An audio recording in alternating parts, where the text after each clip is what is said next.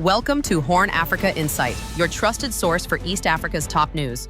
Today, we cover Africa's $50 billion climate push, a surge in aid worker kidnappings in South Sudan, the regional impact of Ethiopia's megadam, and a new peace plan for Sudan. 4 powerful stories shaping the Horn and beyond. Subscribe, hit the bell, and let's dive in. #HornAfrica Insight.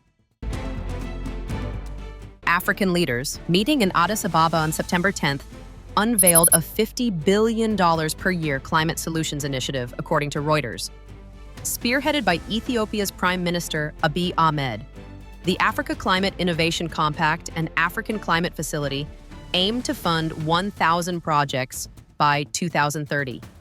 Even as the U.S. exits the Paris Agreement, Africa, battered by floods, landslides, and droughts in 2025, needs an estimated $3 trillion by 2030 to meet its climate targets, yet received only $30 billion from 2021 to 2022. Ethiopia showcased its 2019 tree planting drive and the newly inaugurated Ethiopian Renaissance Dam as examples of sustainable development. A parallel deal with African banks pledged $100 billion for renewable energy projects. The initiative stresses global grants and partnerships to bridge the massive funding gap. The big question: can Africa lead in climate action while still meeting its urgent economic needs? South Sudan has recorded over 30 aid worker kidnappings in 2025, more than double last year, according to humanitarian officials cited by the AP. This surge threatens life-saving assistance in a nation where 9 million people depend on aid. Some hostages were freed after ransoms, but at least one worker died in captivity. Activist Edmund Yakani confirmed. The UN continues to rank South Sudan among the world's most dangerous places for aid workers. Analysts like Daniel Akech from the International Crisis Group warn ransom abductions could spread nationwide. Renewed clashes between the army and opposition forces, the worst since the 2018 peace deal that ended a 400,000-death civil war, are tied to speculation over President Salva Kiir's succession amid health concerns.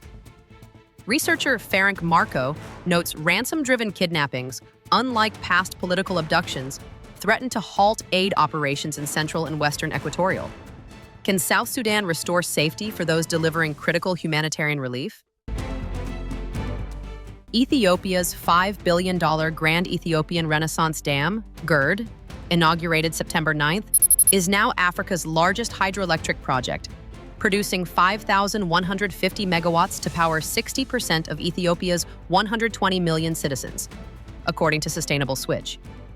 Prime Minister Abiy Ahmed says the dam will expand electricity, boost irrigation, and power regional exports, placing it among the world's top 20 dams. The massive reservoir also stabilizes Sudan's flood control. Yet Egypt, dependent on the Nile for 90% of its water, fears shortages during droughts and future upstream dams, calling the Renaissance Dam's launch a violation of international law in a UN complaint. Sudan, meanwhile, seeks binding agreements on water releases, but welcomes benefits like flood management and cheap power. Studies report no major downstream disruptions so far, thanks to careful filling across 5 wet seasons. But sediment loss could still harm Egyptian and Sudanese farmlands. Grand Ethiopian Renaissance Dam, entirely domestically funded, reflects Ethiopia's ambitions, but also fuels regional strains. Can it balance benefits with water security for all?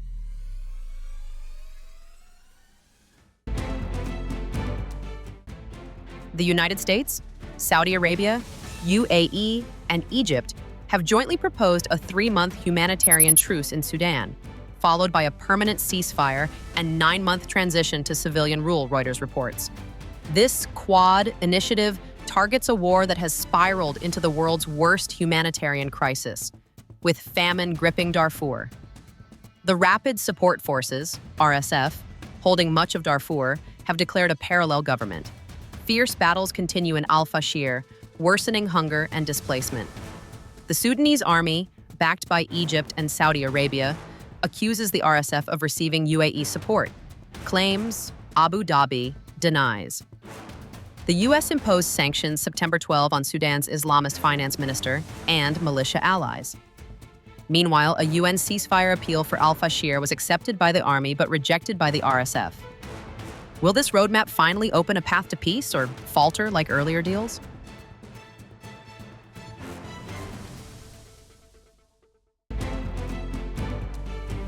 From Africa's $50 billion climate plan to South Sudan's humanitarian crisis, Ethiopia's megadam, and Sudan's fragile roadmap, the Horn faces defining choices.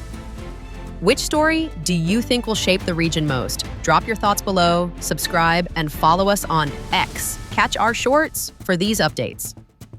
HornAfrica Insight, where East Africa's story shines. #HornAfrica Insight.